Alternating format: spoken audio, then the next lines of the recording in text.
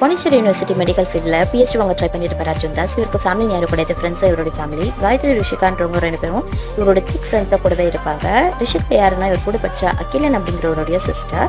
Akilan மேனிக்கு டிப்ரெஷனால suicide பண்ணி இறந்துருப்பாரு. Gayatri Arjun Das love பண்ணுவார். அவங்க யூனிவர்சிட்டியில் குரல் அப்படிங்கிற ஒரு இயக்கம் நடத்திட்டு இருப்பாங்க. அந்த காலேஜ் ஸ்டூடெண்ட்ஸோடைய பிரச்சனைகளை அட்ரஸ் பண்ணுறதுக்காக அங்கே குரூப் செக்ரட்டரி எலெக்ஷன் நடக்கும். அந்த காலேஜோட ட்ரஸ்டி அப்புறம் அரசியல்வாதிங்க அவங்களுடைய மகளான அமிர்தாவை செக்ரட்டரின்னு அவங்களே அறிவிச்சுப்பாங்க. இங்க எலெக்ஷன் முறைப்படி நடக்கணும்னு காயத்ரி போராடுவாங்க. இதுக்கிடையில அந்த காலேஜ்ல ஃபர்ஸ்ட் இயர் ஸ்டூடெண்டா உள்ள நுழையிறாரு காளிதாஸ் ஜெயராம். இவருக்கும் அர்ஜுன் தாஸ்க்கும் ஏற்கனவே பகை இருக்கும். சின்ன வயசுல இவங்க 2 பேரும் ஒரே போர்டிங் ஸ்கூல்ல படிச்சிருப்பாங்க.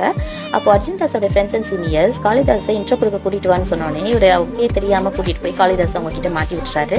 அதனால ஒரு மனசுல பகை வச்சுக்கிட்டு இவர் எப்படியும் பழி வாங்கணும்னு சுத்திட்டு இருப்பாரு காளிதாஸ் ஜெயராம்.